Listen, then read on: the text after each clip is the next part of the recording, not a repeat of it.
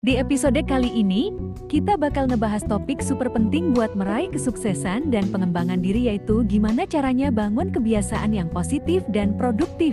Kebiasaan itu kayak dasar utama yang bisa bawa kita menuju kesuksesan di segala aspek kehidupan. Kenapa kebiasaan itu penting banget? Ya, kita bakal bahas lebih jauh lagi. Kebiasaan itu kayak tindakan yang kita lakuin tanpa pikir panjang.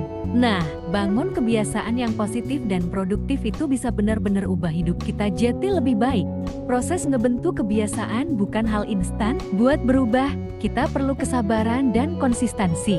Ada 3 tahapan penting buat merintis kebiasaan baru ini. Tahap pertama, kita cari tahu apa yang jadi pemicu atau sinyal buat mulai kebiasaan baru itu. Tahap kedua, kita jalani rutinitasnya, lakuin tindakan itu secara konsisten. Terakhir, tahap reward, di mana kita kasih hadiah ke diri sendiri buat ngapresiasi keberhasilan kita. Tentunya, buat kuatkan kebiasaan positif kita, ada beberapa trik yang bisa kita lakukan buat bikin kebiasaan itu tetap terjaga.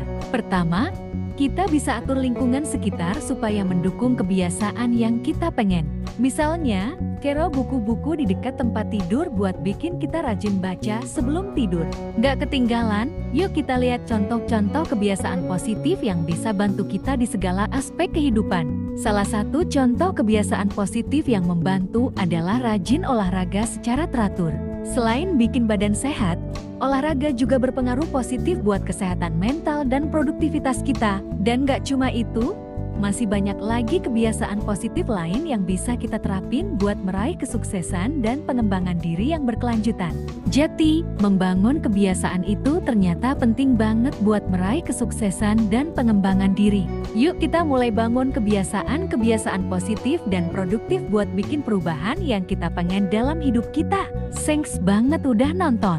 Sampai ketemu di episode berikutnya, ya!